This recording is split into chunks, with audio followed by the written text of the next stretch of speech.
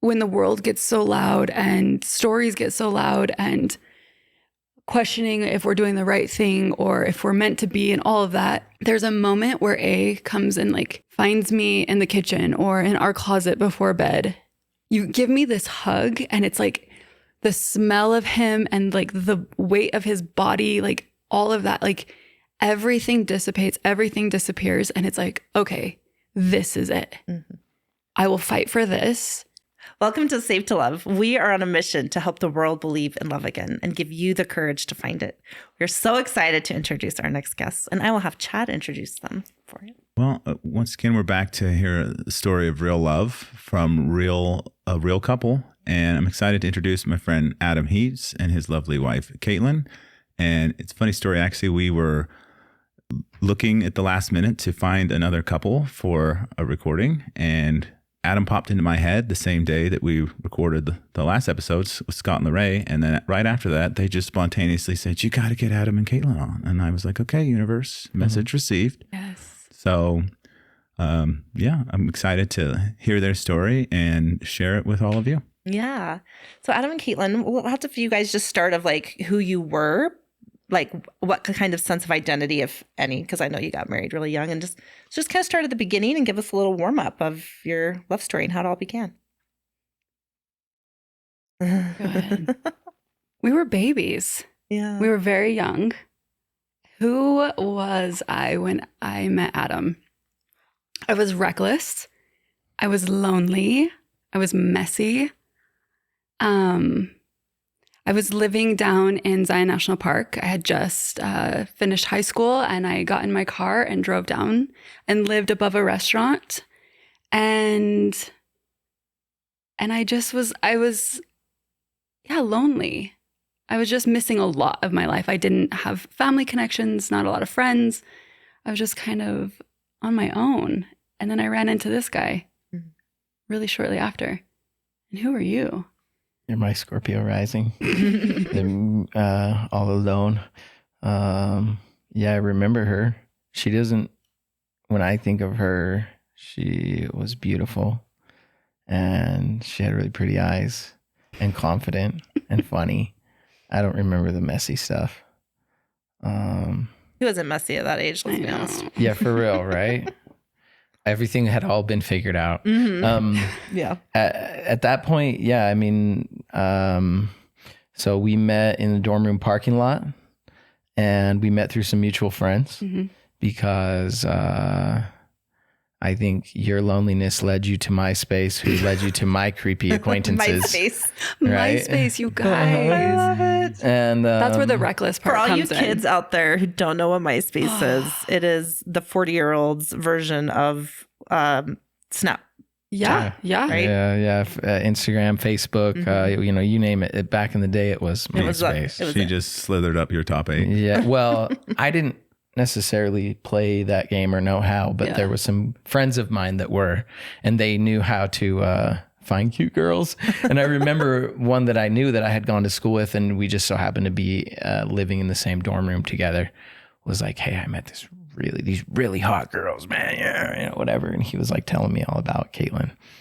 And at the time when we met, I was sort of like, I don't know if we were dating, but it was like exploratory with a friend from school. And you kind of it was your first year of college. You should have been.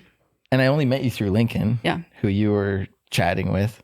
Anyways, so at that point, who I was, and you asked me that, and I still haven't gotten to it. Who I was a kid just trying to escape the reality that I had grown up in. Not that anything was wrong with it. I'm happy when I think back on my childhood, but I was definitely like, okay, I'm 18, I'm moving out. Bye. And at first, my first effort was to move down the street to UVU. And then I got this opportunity to move to St. George, like right before school started. It was very serendipitous. I did not have a plan to do that. And I was like, all right, that's farther away. I'm going. And so I went, and we met pretty fast. And I honestly, like I said, like I didn't have like I kind of got led there.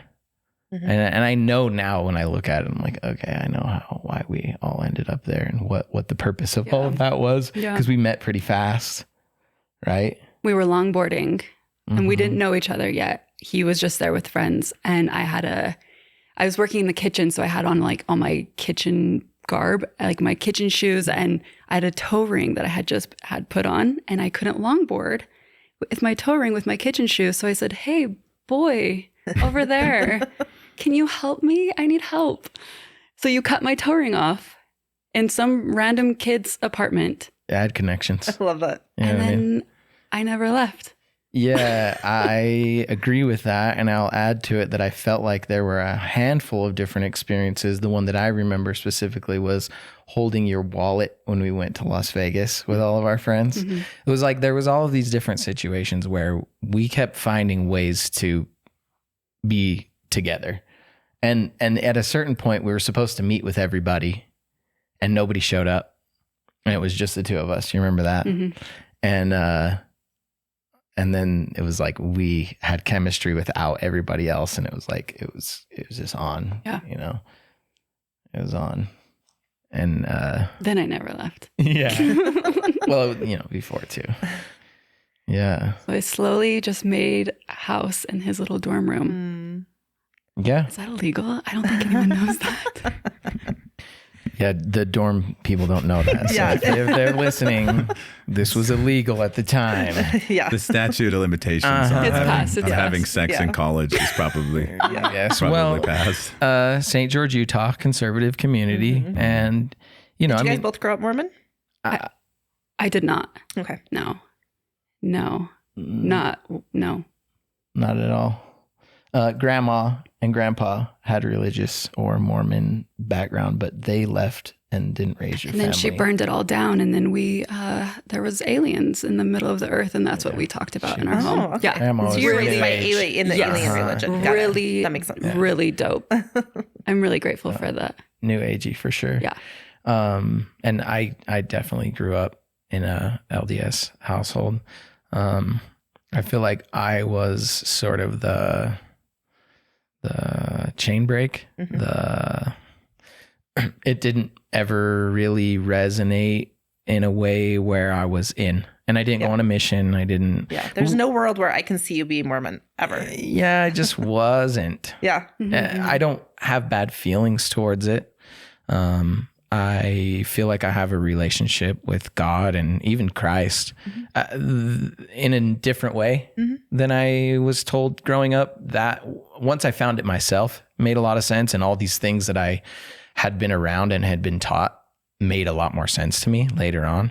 But growing up, it was very like, I didn't like conformity. I didn't want to do things that were rules. I didn't want to do the stuff that, you know, made mama proud or whatever. Like I was trying to be disobedient at certain points, you know?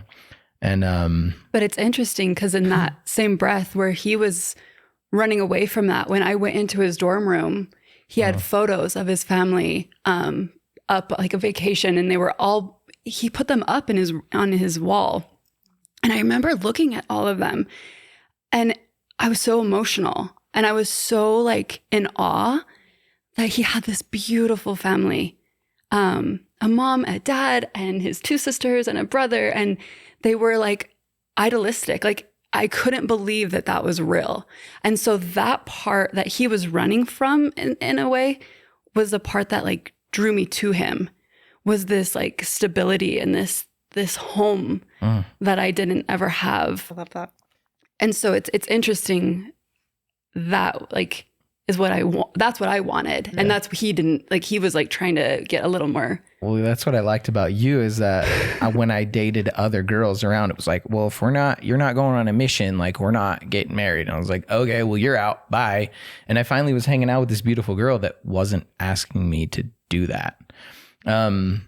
And I think this is probably the moment where we need to like just book ear this a little bit and go back in time and you explain a little more of your family or your So origin. I'm a product of a one-night stand.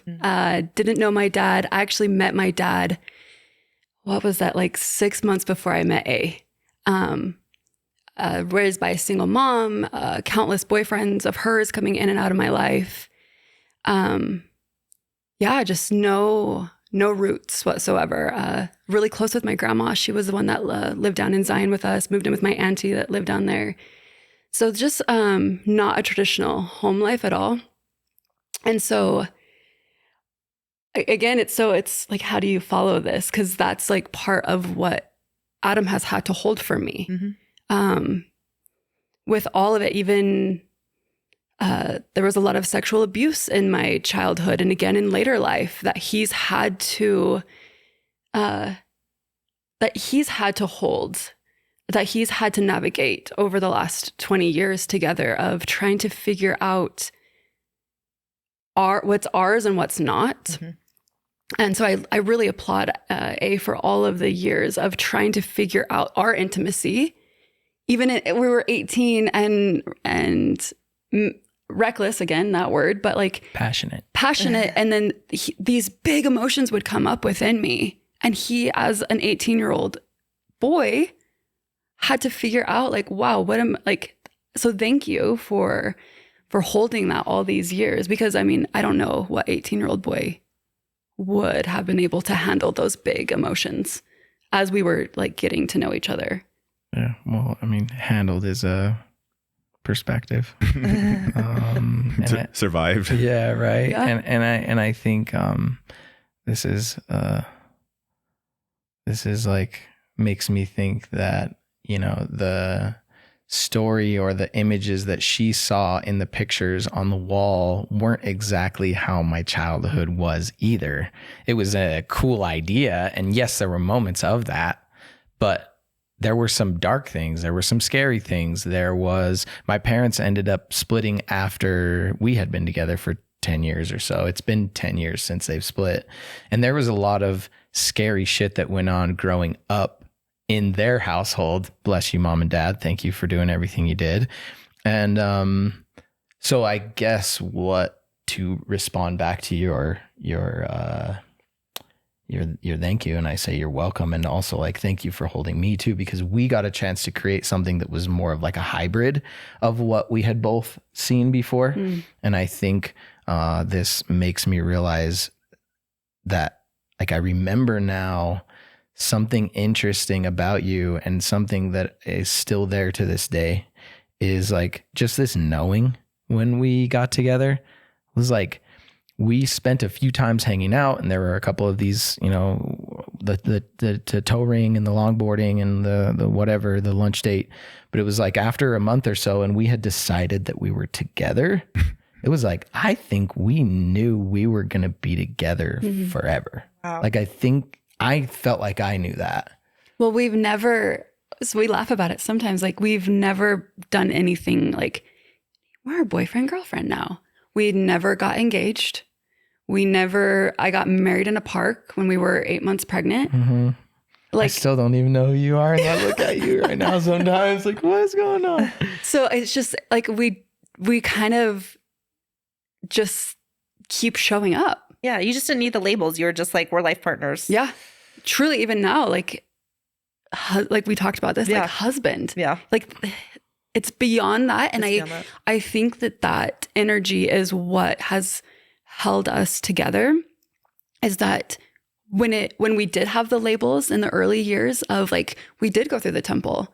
We did play those roles really well. Adam went to corporate America and I was a stay-at-home mom. And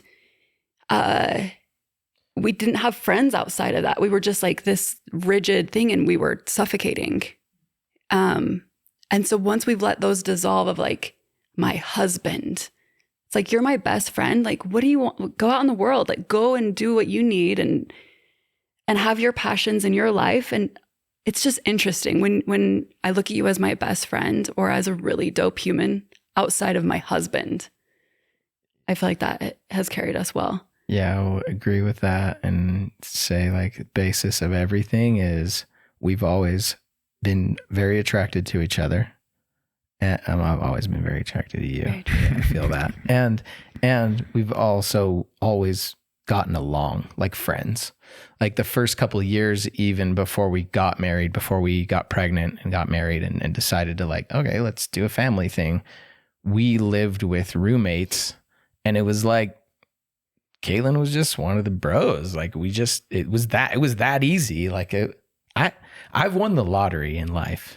You know, do you like, I hope people understand that. Like I've literally won the lottery because like we found each other so young, and despite how difficult and challenging it's been at certain times, it's been so freaking easy, and it's made so much sense, and there's been so much clarity.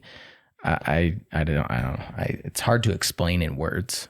Well, and even with all the ease that has come with us, we haven't shied away from the hard parts either. When things aren't correct, or they're stagnant or claggy, or we just like cannot figure our shit out together, we've had to look at each other and say, do you want to keep doing this? Are we doing this because it's comfortable, or are we doing this because it's for the betterment of ourselves and our family and our souls and our home? And so there have been moments where we're like, is this it? And then it's like, okay, this is a pivotal moment that we now need to edit because we're getting lazy. And we need to like bring something back, because the world gets loud. Dishes and jobs and kids and carpool, and it gets mundane. So to always find each other and have fun. Yeah, I feel a little bit like that's where the story goes next, is like passionate kids turn into scared parents. Mm-hmm. And then scared parents turn into people playing roles who are trying to survive. Mm-hmm. And what happens in that situation is the subconscious, or at least for me, my subconscious was running the show.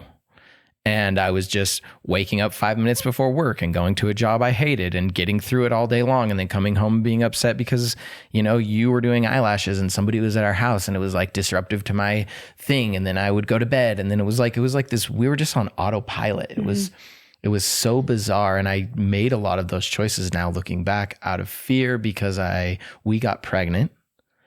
Well, yeah. So we met when we were 18. Yeah. Ended up getting pregnant. I was 21. Yeah. 21. And I was so scared. Yeah, so young. I was so scared. And his family's LDS, and they didn't even know. We had told them 3 months before that we had finally moved in with each other. I'd been there. And were you still in college? Yeah. Yeah. Well, yeah, I went to school. Kate hadn't, and I was in the dorms for a while. And then after about a year or so of that, I shifted and lived in the restaurant with her in Springdale, and we lived there for a while. And then we had some roommates back down in town. Well, we called his mom because they were coming down to visit, all these things. And he was like, hey, we're moving into this new house. And I wanted to like be in that house. Let me move in for real. So we told them, right. He's like, hey, Jerry had asked, like, who are you moving in with? And we're like, Mike and Travis and Caitlin. She's like, who's Caitlin? And Caitlin. And we had been together for years at this point.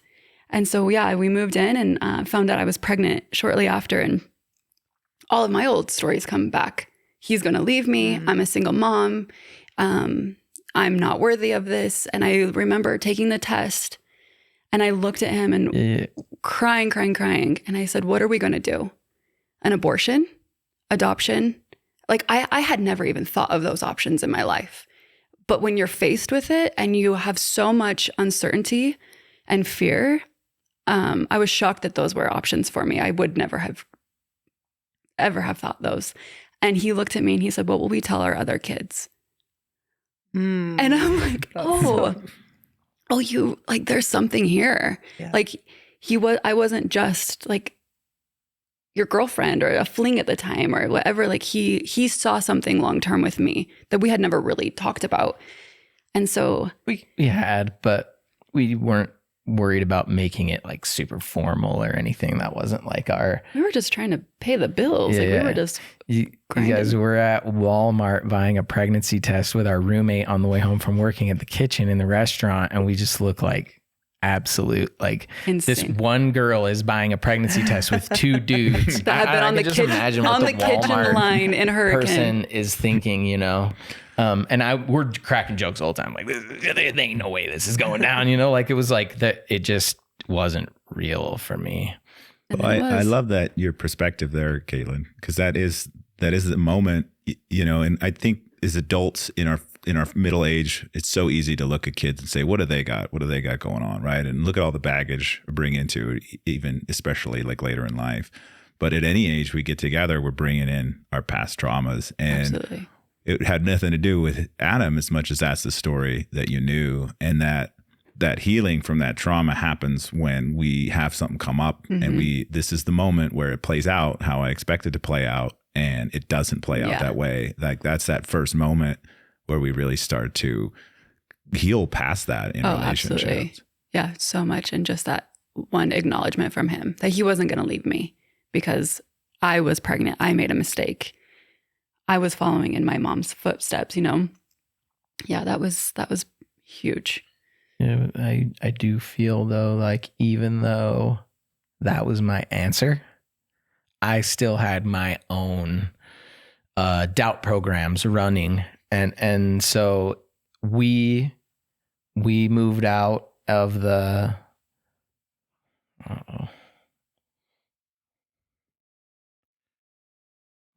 multiple you ask him if he's okay. We can say this. It's okay. We can cut that out. He's a big kid. This is part of the life, you know, like my son is texting me 10 times in my pocket right now, and I'm knowing that it's him, and now he's calling me, and I'm sure he's probably just needs like money for lunch or something. He needs money.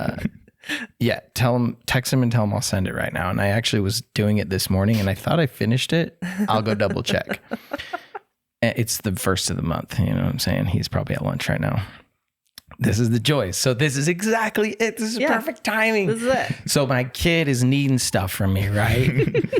and that was like where I feel like I built a lot of my the programs that I lived on for the next 10 plus years of our relationship were like I have to provide, I gotta take care of all of this. I don't know if I'm ready for this. Like I'm just a kid myself. And then all these choices start getting made of like, I'm committed into this job and I'm putting all this effort into it. And we don't realize at a certain point, after you put a few years into something, it's like inertia carries us, you know, and it seems like it's just, I'll just do this for a second. But it's like, I look back now and I wish I would have made more difficult choices back then in order to set myself up. And then also, as I say that, I'm like, you dummy, like that's not how it works. Like I have to do what I have to do to get to where I need to go. So it's all a judgment. But I feel like these things got us into a place where over time, that excitement and that passion of like the original relationship that we had turned into this like monotonous doing it for everyone else bullshit life, basically. For the program that you both had, like you wanted to have a family, you were like, I'm the man, I need to provide this family.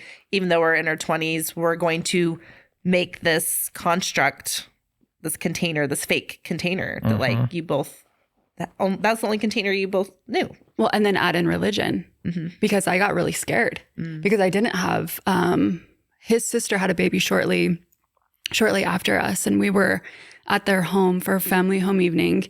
She's holding her baby. I have River, and I had just had Romy, so it was our second. And it's pretty much told to us, see, Allie has her baby forever. You don't get your children. Oh, wow. Yeah. I was still like postpartum. Like I was still like so emotionally just unhinged.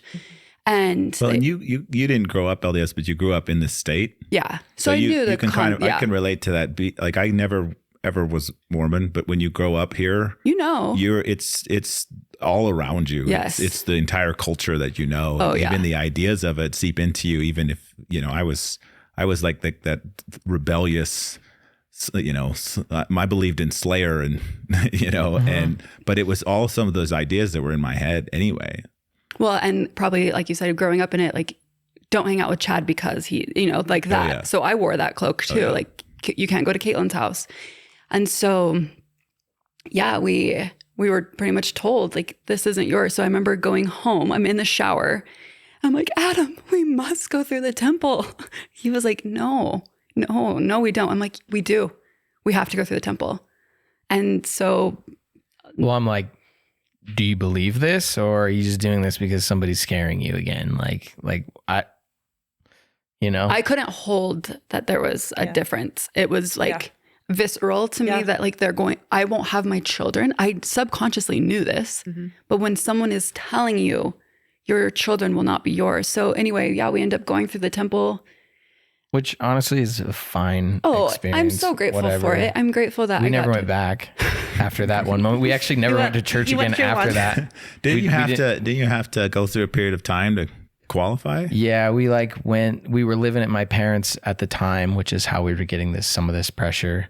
And also too, like, I'll acknowledge, like, I grew up in this community. A lot of these people are my friends. Like they were good to all us. Honestly were loving us as much as they could. Like I never felt like judged or outsided or anything. I think in everybody's honest intention, they were trying to help us live the best life that they thought possible, which in their mind was, you've had a child and you didn't do temple stuff. So you need to do temple stuff. Otherwise something's going to be off here. So we did, which was fine. But that just played further into the roles of who it we sort were of like playing. Crystallizes that. And then, there's like the life that is from that. And I think now that I look back on it, it's crazy. I'm having this epiphany right now. A lot of the depression that we felt afterwards was the dissonance of this choice that we made and this thing that everybody thought we were doing and that wasn't true to us, that we moved neighborhoods after that and we went to another ward and we went in and it was like not the one that was helping us and loving us. And we were like, ew, I don't like anything about this. I only liked my friends over there. Oh, that's what was important to me. And that's how I connect to source. And I'm not going to do that at this church anymore. And we just like stopped completely. So how long were you active Mormon? Well, or not active, but we went from the temple to like moving to that ward. 0. We were our G's like it was. For a while. It was like a couple months. The weekend we went to the temple was also the weekend we moved to the new house. It was like all a big celebration, and we went on vacation and all this stuff, and then we came home and went to that ward the next week, and we never went back. And there was like this reckoning when we had our third child, where it was like, well, you're not going to bless Harlow, and it's like, well, I don't go to that church. Like, what are we, And so, we literally never. And we only went up to the point enough to be in the class to go. And like I said, like I'm saying all this stuff like, it's like, I only say that because I don't identify with it, but as I'm saying it, I'm hearing myself like push it really hard. It's like, I don't hate it. It's a part of our story. Yeah. It was something we had to do to get to where we are now, for sure. Yeah. Well, I think that's so key about having children and raising a family and meeting in the 20s is so few of us in our 20s we're either following the script that we inherited or we're living in rebellion against the script that we inherited. We haven't found our own script. Yeah. Right. And so whatever we're doing is in a reaction to what we inherited and the community that we want to be a part of. Mm-hmm. Well, and that reaction too, like you asked, who were we when we first got together? And there's been so many different versions of us up to this point, and then adding in our children. And our children are our greatest mirrors. Each of them have met me in a place and have activated something within me that has changed my entire life. And so as we are these two humans coming together with our, like you said, bringing our own whatever trauma stories, and then adding in just time, and then adding in 3 other humans, it's been such a wild ride of evolution of self with these babies that have changed our lives.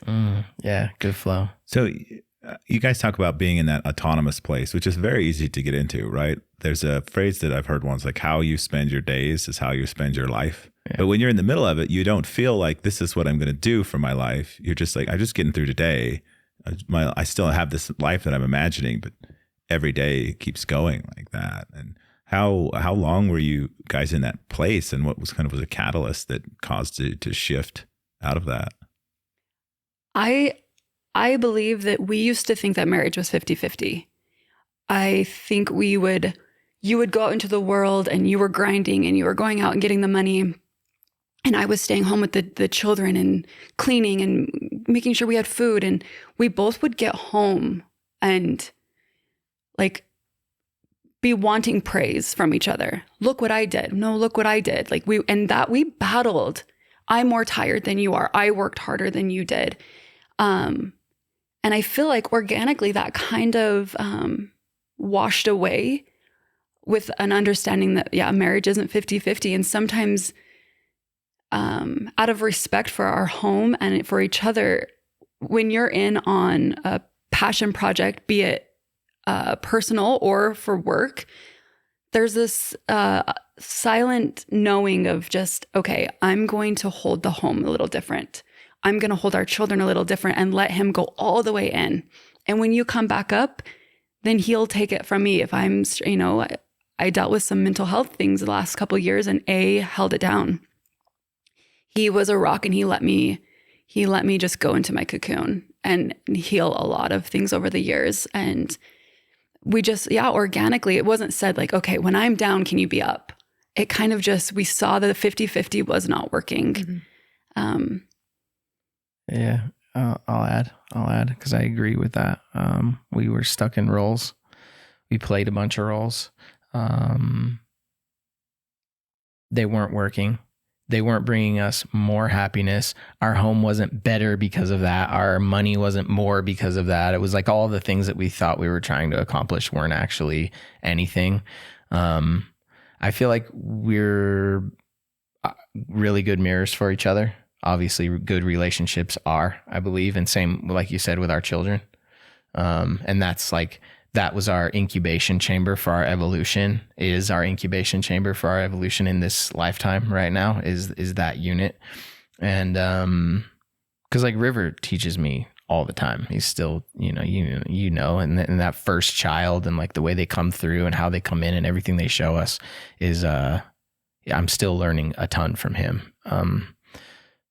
I think it feels to me that we spent so much time in those places and it wasn't happy. And there were times like where we'd get the business success where, we'd do all the grinding and then the thing would happen and then the stock would vest and then whatever. And the thing that was going to make us happy. And it was like, I still feel the same.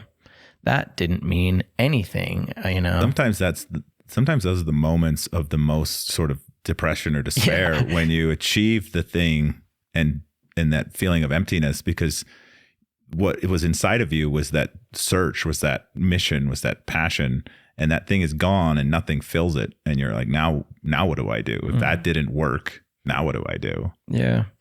Yeah. And I feel like in our dynamic, I am more of the try everything, experience everything, get burned up 1,000 times, die 1,000 deaths, start over person. And Caitlin's more like the watch and make the smart choice. I'm like, are you sure you're going to do that? I'm like, yeah, I'm doing it. She's like, I told you. It's like, okay.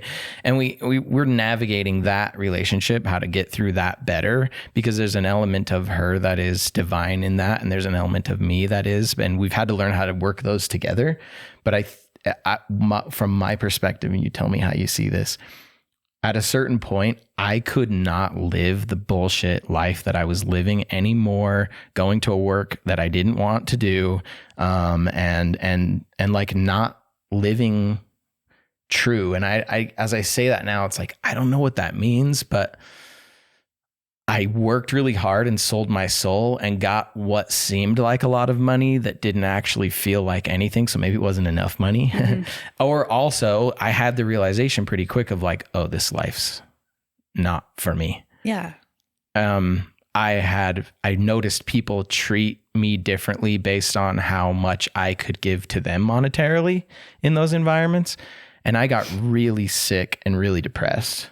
I went through the hard depression first, and I thrashed around.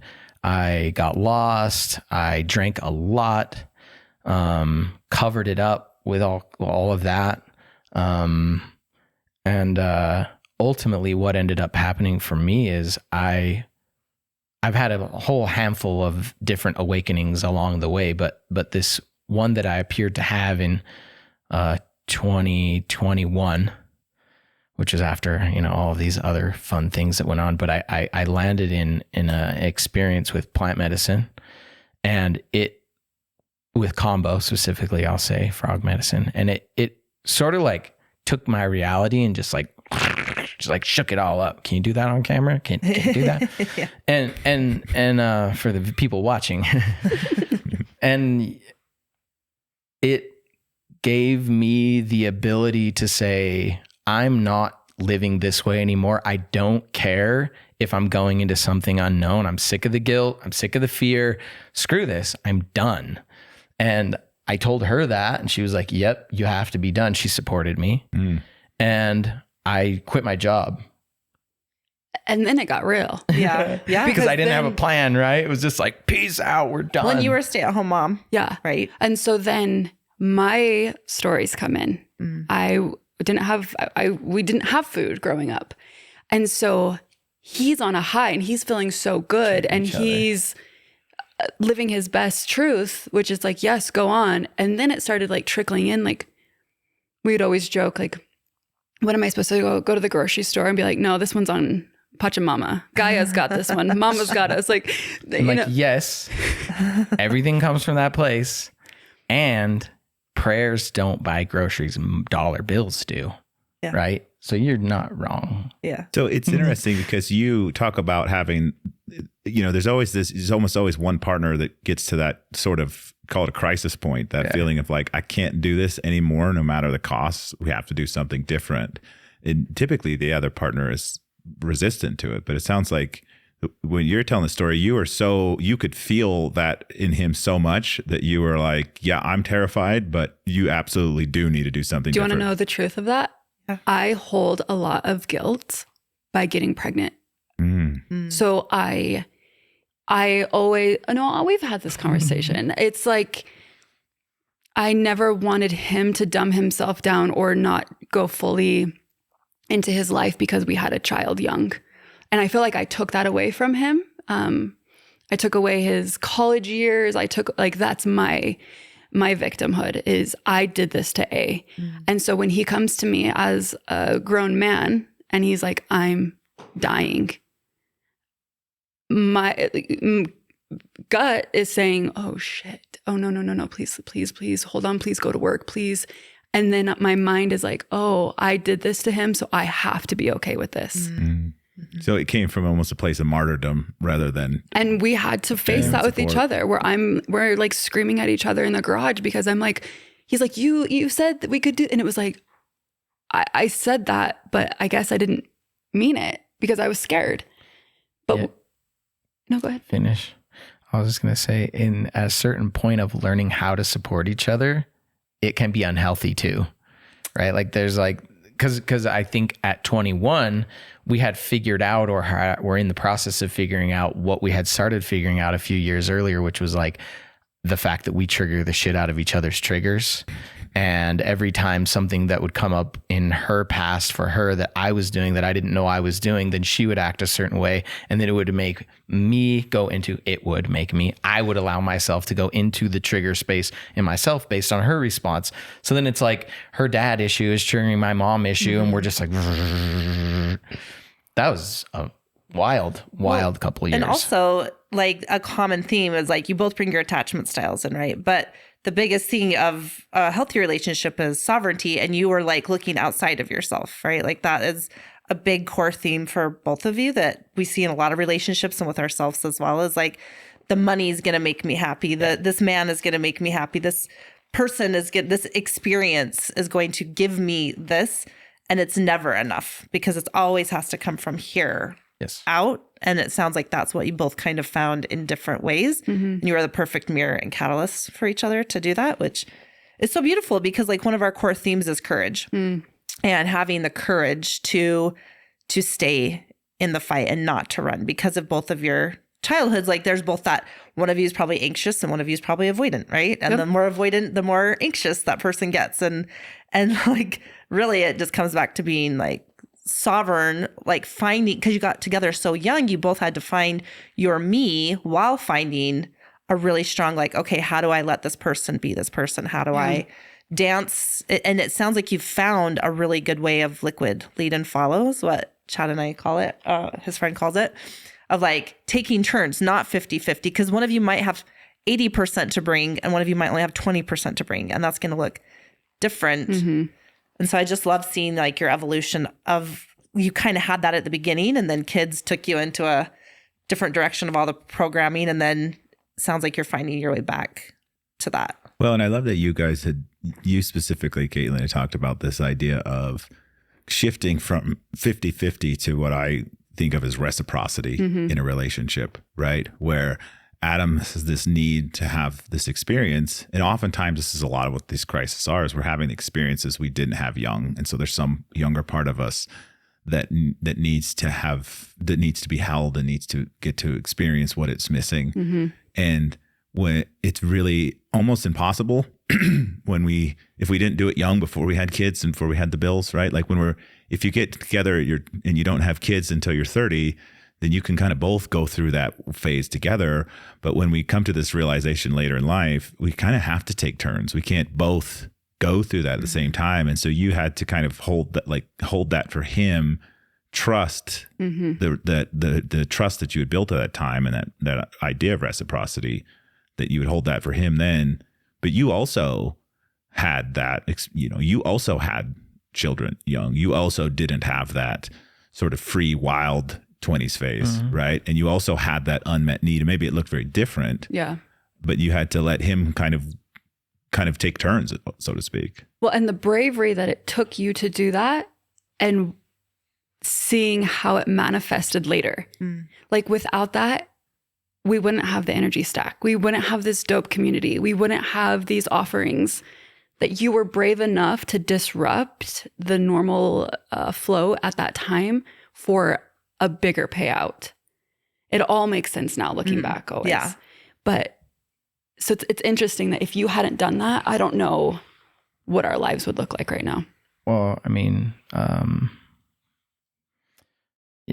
we were doing the best we could at the time. And as we go along, we get more information, and like we spent a lot of time in therapy a few years prior to this.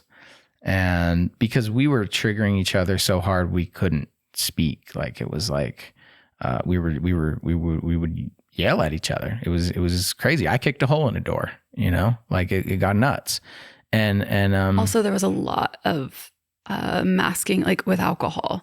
Yeah, that was going on too. And also like growing children and their own things and this life that we were trying to figure out. So yeah, there's a lot. And I think you see two people who are without the kids, and maybe that's hard for them because there's nothing I feel like the kids helped us have a foundation to want to work through it. It's like, well, I would rather be with you, who I know that I love, even though it's hard right now, and figure it out than like start over again. And we kept going and choosing back into each other and choosing back in and learning how to communicate. And one of the things that we figured out along the way with our therapist's help, who helped us shut up long enough to hear each other, was this like idea where we'll even still tell each other today, like, am I being sensitive or is this a real trigger? And that is for me, like, is she being sensitive or am I doing something that might be triggering an old belief in her? And there's no right or wrong, but it gives us both awareness to like pause and look at the situation before we would go into one of those reactive moments. Step out of right and wrong. Yes. Well, and to own it. Yeah. Like when he texts me trigger or sensitive, I have to be like, oh shit, okay. Let me look at it at a different perspective. Oh, I could see how that was hurtful, but that wasn't my intent. Mm-hmm. I'm sorry if I misspoke or if I was being cheeky or, like, so there's a pause enough for me to look inward, to see, like, pull away, and then to come and say, oh, I'm sorry if that wasn't my. Mm-hmm. Even the person asking has to be willing to look at that as like, am I, Because there's maybe a third one we should add is like, you're being a jerk right now, you know? And I should say I am, because maybe you're not being sensitive and maybe there's not a trigger. Maybe I'm out of line. So whatever it is, that phrase has given us a lot of empowerment to be able to work through the times when it gets tough. And I think probably if I go one layer deeper, we, like you said, April, we're in control and we're sovereign beings. So instead of needing somebody to soothe me, like my mama or my partner, I learned how to soothe myself.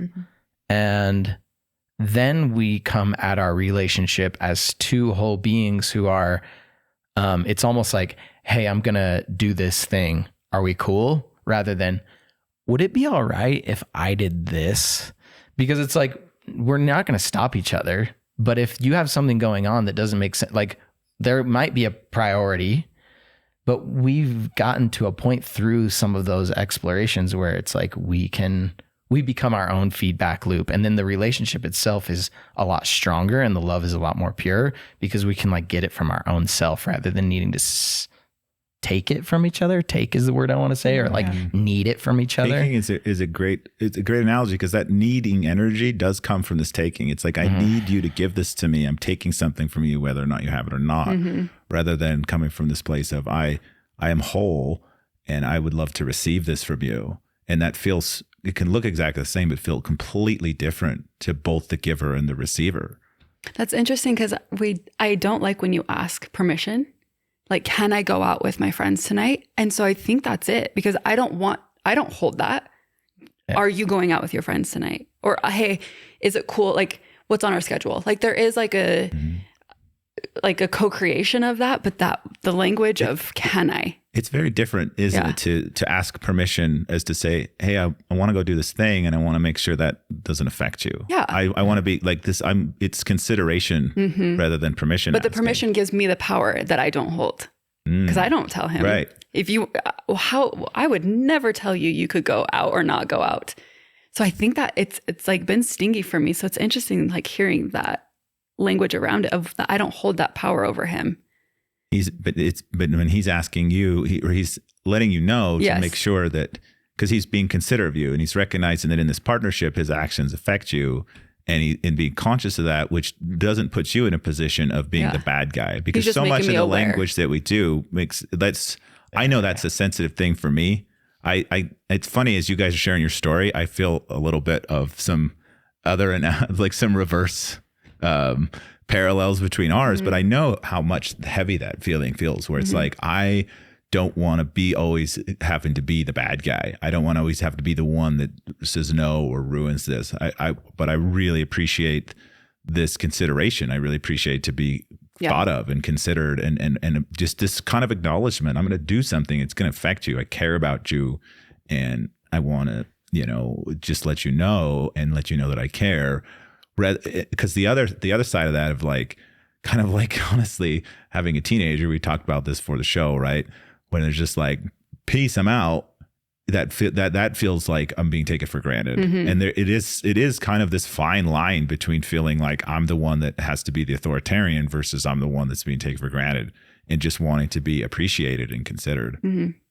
I want to just real quick, I want to touch back to, because I want to know more about how you left corporate America. Because what I think so beautiful is the whole process that you two have gone through is actually now what you're teaching, right? Like you learned how to hold yourself. You learned how to give yourself your own needs. You learned how to soothe yourself. And now you're teaching that to other men. Like, it's kind of led to that being what supports you. So like, you supporting him in his process is actually now him supporting the family, right?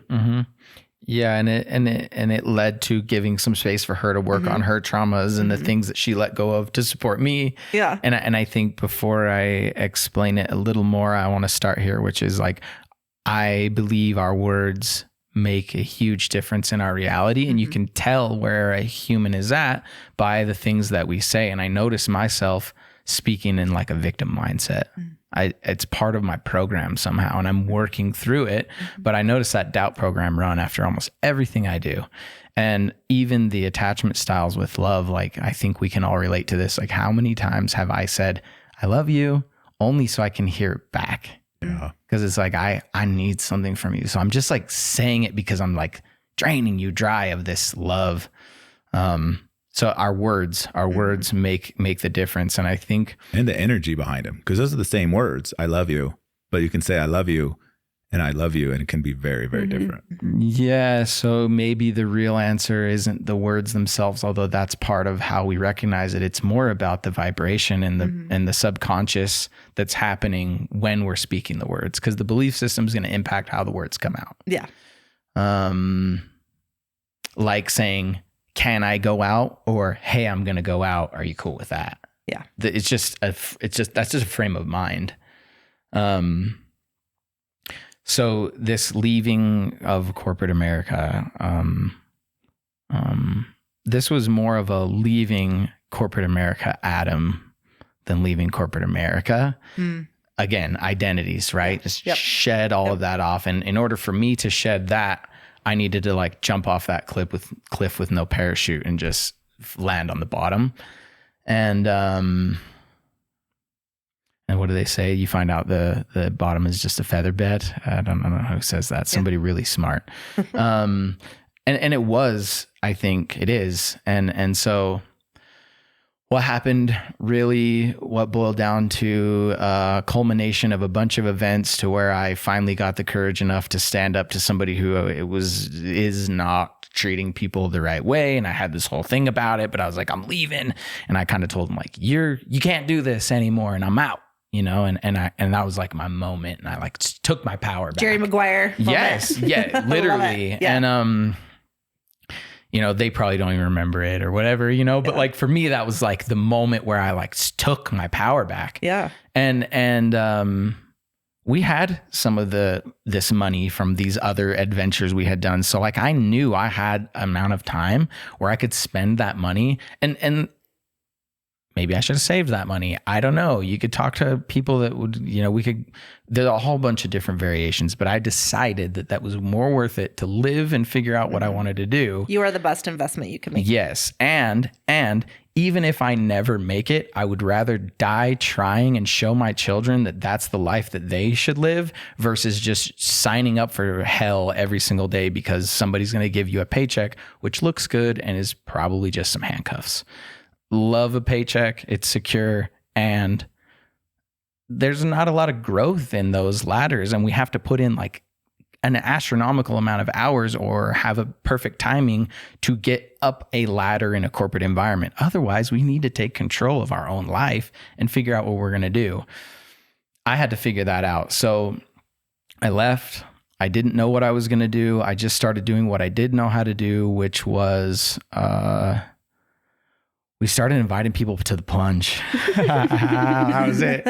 And the plunge led to, what it did is I ended up getting another corporate job, and that job was remote fully. It was during COVID that this happened. And because that job was remote and it was in another state and it was somewhere else, and I was in this transition, it gave me this space to build and cultivate this little plunge community. And that happened in the winter of 22 and 23, if you're not familiar with that story. And we invited the entire universe out to go sit in the ice cold water in the canyon. And almost everybody came, and it was awesome. And I was still running from my corporate identity. And I worked there for a year. And again, depression, because I'm living this cognitive dissonance again. Quit again. This time I'm running out of money. Her story is real, and I doubled down on the things, and we've started the energy stack by then, which is great, but it has never been like a vehicle for making a lot of money. It was more of a community and a way to give my soul into something and to share music with people and share the practices, the somatic practices that were helping me to find my footing amongst all of the chaos. I quit that job. I've quit a lot of jobs. If we want to go all the way back, that's a long story. A lot of rebirths over here. So what happened really is eventually I found my way back into another one through some friends. Didn't want to do it, but what I found through this last couple of years as I've had the energy stack and I've had this corporate job is it's not the corporate that I hated. It was the role that I was playing when I was going there every day and like pretending like I wasn't myself. Hello, not me, just like doing that and giving away my precious, valuable time into something and my emotions and my energy. You can see it now. I'm lifting, my hands are moving. Like I can't not be like this. Yeah. And when I'm not giving this, I'm not giving that much. So when I commit to give to something, it's my heart. Yeah. And what I had to learn to do was to give that my all and still let my heart be in all of these other things. And my heart was getting so fulfilled with all of this other stuff. Like you said, being able to sit in these containers with men or in the community with the energy stack. And so, or play music. That's been such a regulating experience for me. And, goodness. So I guess what I'll say to sort of close that thought and answer that question is that the road is very different for everybody. Some people, it's going to be leave corporate and have your own job. Some people are going to have their own job and they're going to be married to that. And that's going to be really hard, whether it's a lot of time or not a lot of money or whatever struggle we all go through. It happens.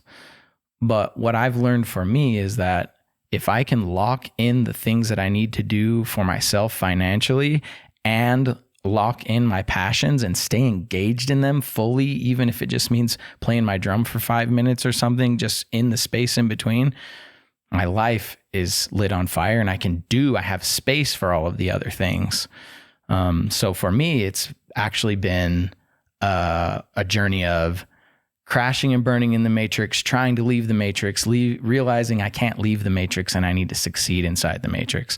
So now rather than trying to unplug and have less things, I'm getting more revenue streams. I'm taking on more responsibility. I'm trying to figure out how to win that system through my spiritual power, which might not always mean making money in spiritual things. It might mean being a spiritual person who can be successful in business. Yeah, I love that. Yeah. I want to, before we end, I'm very curious to, because I, known Adam. In fact, I realized 2021 wasn't that long ago. Mm-hmm. I think I might have met you in 2021. I had no idea all this was going on because you always have such a chill vibe, at least out in the world. But, you're going through this process and like I said, there's somebody that's always affected by it. That's what partnership means, right? Like that all our actions affect somebody. And Caitlin, you talked about him leading the way, essentially, and sort of showing you this path. And what was that like for you? And how did you come to find your own space within that to where you could go through, kind of your own sort of spiritual awakening and find and have that process for you while he was going through all that? I mean, every day is a practice. But I will say, finding out our human design, it changed the dynamic of our relationship because A can do that. A has 1,000 arms. He's an investigating martyr. Like the way his mind works, the way his body works, the way his energy field works is so profound that he, like you said, he can marry the 3D and the 5D. He can hold these epic containers of medicine and with the men and music, and then he can go and play corporate. But what's different too, even like how you were saying, how he dresses, how he holds himself, he doesn't edit anymore. And if you can go out into the world without an edit, your bandwidth is much bigger. And so to watch him live organically that way and true to himself, that he can do it all, and knowing that he is capable of all of that, and as a projector, I don't need that, and I don't have that. And so it was really beautiful that I can go inward and I can be home and I can be, that's fulfilling to me. And so knowing, and he's not going to look to me like, come on, Caitlin, you need to be going to get a 9-to-5. You need to be doing this. He knows that my mastery is in different ways. I can make money in a lot of wild ways that are very different than him. And so knowing that our design changed a lot, and giving myself grace that I'm not built like him and it won't look the same. And vice versa. I think it was like, he would be like, come on, let's get, like, in the beginning, what, get going, go faster, do more. And I'm like, I didn't have the language for why it didn't work. So now, I mean, I've had a lot of deaths myself that he has held me through, that he doesn't always have the answers, that none of us have the answers for, but he just has a way of holding it and holding me and holding little Caitlin for sure. He's really been a safe place for me to land. He's my home. He's good. He's good for my heart. And again, just back to knowing that he is so capable and I don't have to save him. He doesn't have to save me. And he's like running 1,000,000 miles an hour, but it fills you up. You're good at it. Yeah, it's almost like I'm trying to think of what kind of animal I am. Probably like a squirrel or something, or a busy animal. I don't know, you name it. But I think of Caitlin, she's a lioness, right? It's like she's relaxing and laying down, and that's her environment. And in the beginning, my busy environment was like, why is she not? What? Like, can I say though, I get shit done. But yeah, that's what I was gonna say. When a lion moves, they move with power, they move with accuracy, and big things happen. They rest so that when they see their hunt, they have all their energy and all their resources, and they go and they're successful and they get it, and then they go back and rest. Yeah. Well, and I think that's too, her. I can different style. We even just can speak to that now. Yeah. Even now, like we just got home from a trip and the kids were home on break, and I can feel myself getting buzzy. And I can look at him and say like, hey, this week I need a day alone. I need to recharge. And instead of him being offended by that or bothered or like, well, I wanted to spend this day with you or whatever, he can be like, yep, I know what Caitlin needs to do to recharge so I can go full in for the next X amount of time. And instead of burning out and crashing like we have, making ourselves sick or unwell. Well, and that trust comes not just from the things you've learned, but from nearly 2 decades of building it, right? Yeah. Of go, like these experiences, this liquid lead and follow, this moment where there's no hesitation. Those are the rewards that we get from the perseverance through all of the ups and downs. Yeah, I feel that. I like the liquid lead. That's cool because I feel like that's the case, and I follow Caitlin all the time, and then she follows me, and we just are getting pretty good at that flow. And I'll say, Chad asked that question and you answered it by giving me a few more compliments. And I just want to reflect some of that back to you of like how much work I've seen you do on your core belief system, on your cellular DNA level, of the trauma that I've seen you allow yourself to feel and release, and the boundaries and the choices you've had to make, I know haven't been easy. And so like, I really acknowledge all the depth that you went through too, because the person that's here right now isn't the same person that was a few years ago for either of us. No. For either of us. And that happens regularly. Like we notice that, but also like the last couple of years have been big. So bless you. Thank you. I think when it all comes down to it, and it, when the world gets so loud and stories get so loud and questioning if we're doing the right thing or if we're meant to be and all of that, there's a moment where A comes and like finds me in the kitchen or in our closet before bed, and you give me this hug, and it's like the smell of him and like the weight of his body, like all of that, like everything dissipates, everything disappears. And it's like, okay, this is it. I will fight for this. I will take on all of the discomforts. And once we exit that hug, once we get back into the grind and back into the schedules and all of that, those moments carry me so much of like, just like the physical part. Like I can just hold him and the smell, you know, like, oh, like when it gets hard, it's like, remember those moments. That's when I know it's correct, because I have a visceral reaction to him and he is safe. I don't have to make it up or question. It's like all of it, my body says yes. My heart says yes. My mind says yes. So just to take those pause and those moments of like, all right, here we go again, on to the next. Thank you so much for sharing that. I feel the exact same over here, because just when I'm in that place and I'm like, I just tell Chad, I'm like, I just need your body weight on top of me. That's all I need right now. And I'll be okay. Like, I just need 5 minutes of you just holding me and hugging me. And then I'm like, okay, I can do anything now. So thank you for sharing. That was so beautiful. Well, thank you both for coming on. And before we go, I just want to ask one question, and you can both answer together, take turns. But what is one piece of advice you would leave our audience with to give them hope and love? Okay, I have one thing that I do want to speak to that I feel like has really changed in our relationship, is knowing the woman's cycle, knowing the woman body. And I know not everyone carries a uterus or has a bleed or whatever, but knowing how our cycles work and how 24 hours, 28 days, all of these things, knowing when he knows where I'm at, there's less judgment on how I'm acting. And he can call it, oh, luteal, okay, here we go. Like, he knows. And so to honor a woman as a man, regardless of the cycle or not, but just honoring a woman and how our chemistry works, I feel like has been so powerful for us. Yeah, I like that. It's I was thinking this while you were talking before, and then it went away, and now it's coming back again. So I'm going to say it, which is like, it's easy as a human being to forget that everything is temporary and to start to get locked into things that are permanent.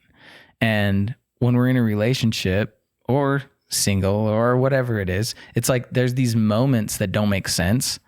And my brain wants to catastrophize that, like, oh my gosh, everything's like, are we done? Are we done? It's like, dude, relax. Like, it's not like that, And to your point of the cycles, it's like, it's a cycle. Like, I feel like this right now, and you get to acknowledge it and I get to acknowledge it. And then the sooner we can acknowledge it and just let it exist, then it's like, oh, I'm over it. It actually doesn't bug me as much as I thought that it did. Well, even goes down to like the simple, like, name it to tame it. Like, if you can just both look at something that is like getting a little sticky.